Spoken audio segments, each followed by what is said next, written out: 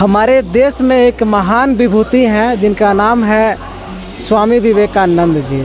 उनके बारे में जहाँ तक हम सुने हैं वो बताया जाता है कि बचपन से वो जिस पुस्तक एक बार पढ़ लेते थे उनका मेमोरी पावर बहुत स्ट्रॉन्ग था। क्या आप लोग में से इसका कारण बता सकते हैं? विवेकानंद इतना स्ट्रॉन्ग माइंड के कैसे थे कि एक बार कोई पुस्तक पढ़ते थे और दोबारा पढ़ने की उनका आवश्यकता नहीं पड़ता था? देखिए, हम लोग तो चर्चा करते हैं विवेकानंद जी के विषय में। एक बार कोई भी पुस्तक को अध्ययन कर लेते पुनः दोबारा उनको फिर देखने की आवश्यकता नहीं पड़ती। जी जी, ये कोई साधारण विषय नहीं है। जी जी, ऐसा हम अपने युवा पीढ़ी को कैसे कर सकते हैं? हाँ, इसके लिए जो है ये बहुत ही पूर्व जन्मों की संस्कार भी होती है और इस संस्कार देने के काम हमारे माता पिता करते हैं।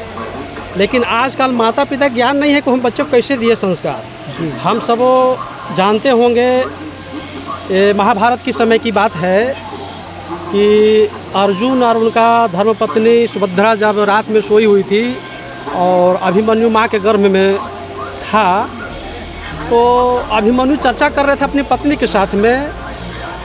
उन्होंने चर्चा कर रहे थे कि जो 8 जो चक्रव्यूह दरवाजे हैं उसकी संबंध में चर्चा कर रहे थे।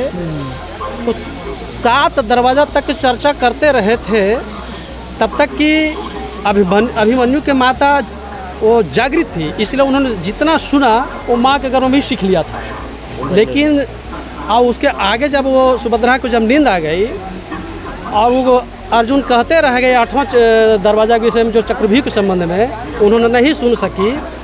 इसीलिए अभिमन्यु का ज्ञान वहाँ न रहने के कारण महाभारत युद्ध में वह 8वां चक्र में जैसी दरवाजा में घुसा, निकलने ज्ञान नहीं हुआ और वो मारे चले गए थे।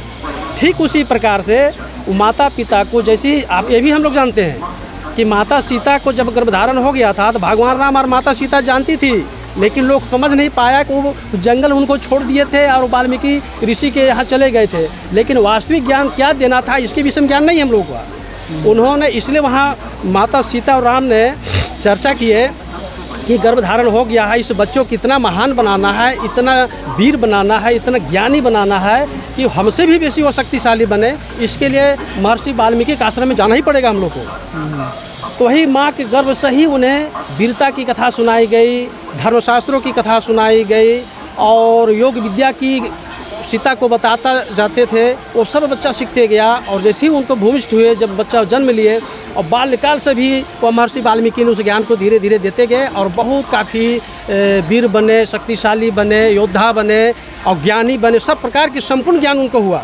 ठीक उसी प्रकार से विवेकानंद की जो चर्चा करते हैं तो इसी जन्म का विषय नहीं उन्होंने कहा। वो उसी तरीक़ा से माता पिता को हम लोग को भी संस्कार देना चाहिए। आज के माता पिता क्या है, उनकी विचार अशुद्धियाँ हैं, माताओं को भी है, पिताओं को भी है। और उन्होंने माँ पिता जो है से अच्छे बातें आपस में नहीं करते हैं, मोबाइल में व्यस्त रहते हैं। बच्चे सब गलत वो माँ के पेट में ही सीख लेता है और जन्म लेते आप कितनों बताना चाहते, कितनों सिखाना चाहते, वो सीख नहीं पाता है।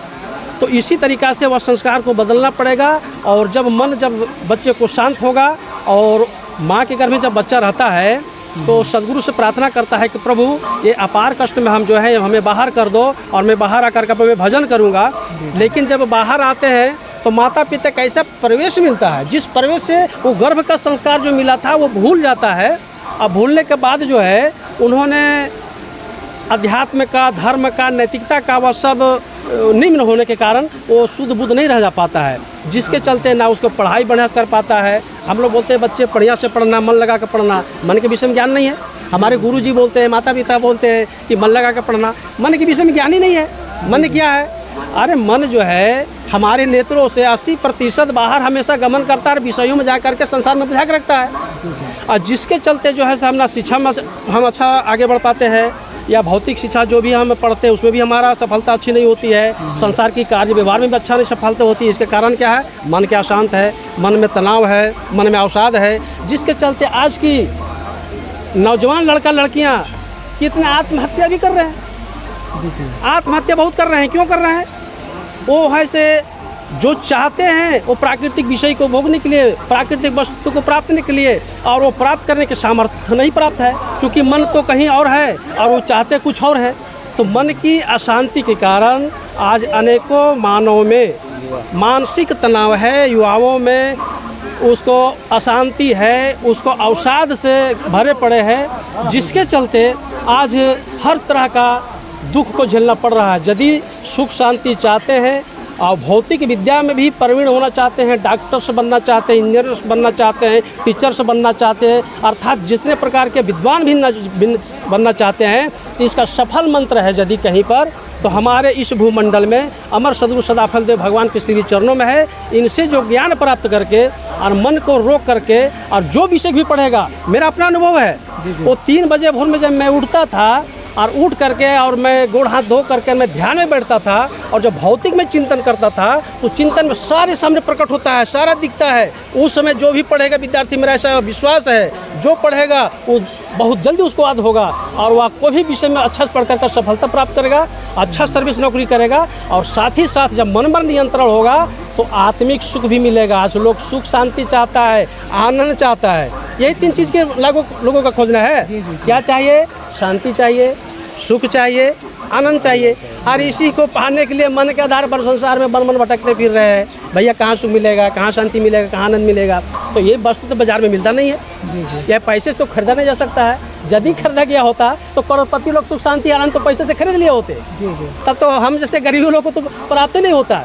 लेकिन सदगुरु की इतना कृपा हम सबों का है कि सहज में यदि सदगुरु के सिद्धांत में, उनके बताए मार्ग में हम सब चले तो बड़ा आसानी से ये हमारे शरीर के अंदर में जो 3 चीज़ का आवश्यकता है, तीनों का अलग प्राप्त करता है भाई। 3 जो चीज़ है, सुख है, शांति है और आनंद है, ये तीनों भोगने वाला अलग अलग चीज़ है, एक ही नहीं है। आज इसी का ज्ञान के अभाव हम सबों में है, इसी चलते तनाव अशांति हम सबों में है।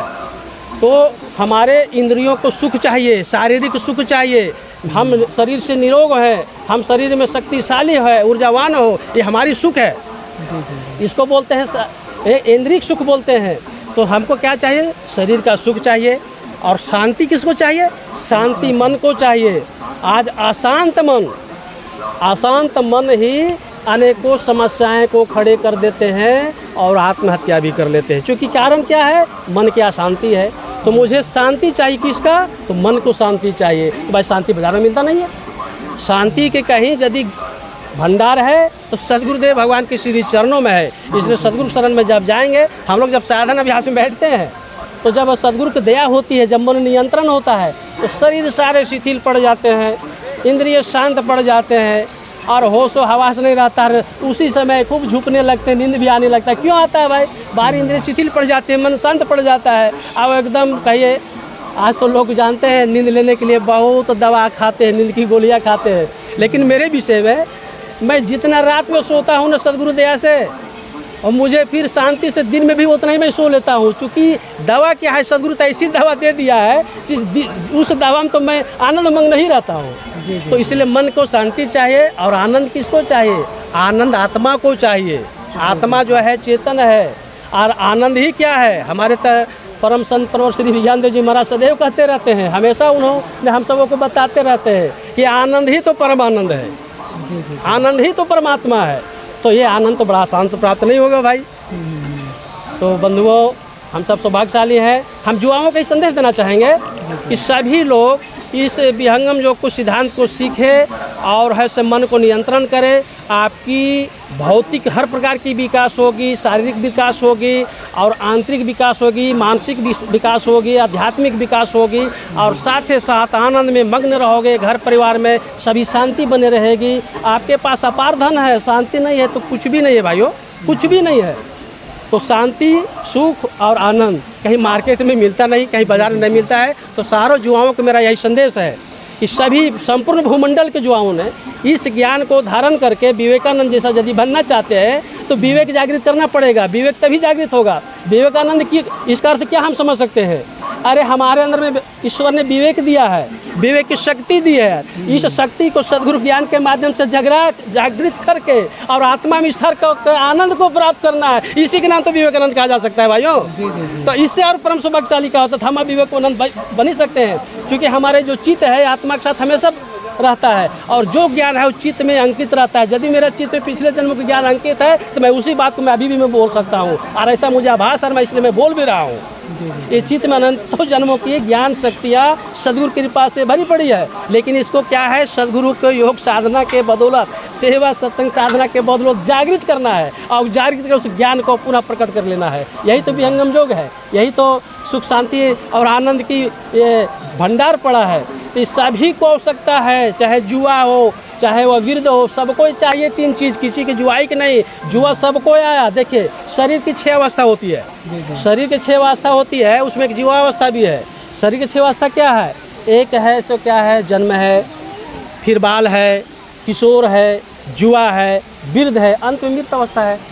तो वह शरीर के 6 अवस्था है, लेकिन 6 अवस्थाओं में वह चेतन आत्मा एक रूप से रहता है। शरीर की परिवर्तन तो होती है लेकिन आत्मा का परिवर्तन नहीं होता है। लेकिन आत्मा भी 6 अवस्था होती है हमारे भाइयों, आत्मा भी 6 अवस्था होता है। संकल्प लेते हैं कि क्या अवस्था है, स्थूल है, सूक्ष्म है, कारण है, महाकारण है, कैवल्य है, अंतिम अवस्था हंस है।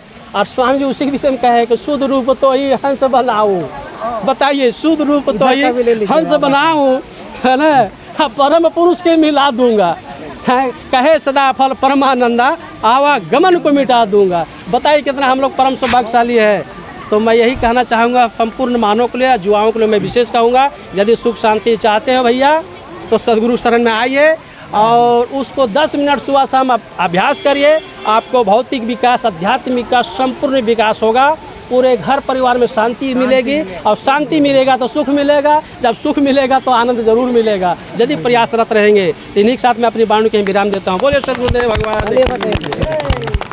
चलिए, बहुत ही सुंदर मैसेज। इस मैसेज का आप लोग अधिक से अधिक शेयर करेंगे, अधिक से अधिक युवाओं तक पहुंचाने का आप सभी प्रयास करेंगे, क्योंकि एक नया जीवन हो सके बदल जाए, एक नया युवा का जिसका मार्ग कहीं भटक रहा हो वो शायद नई दिशा की ओर आ जाए। इसलिए आप लोग शेयर ज़रूर करेंगे।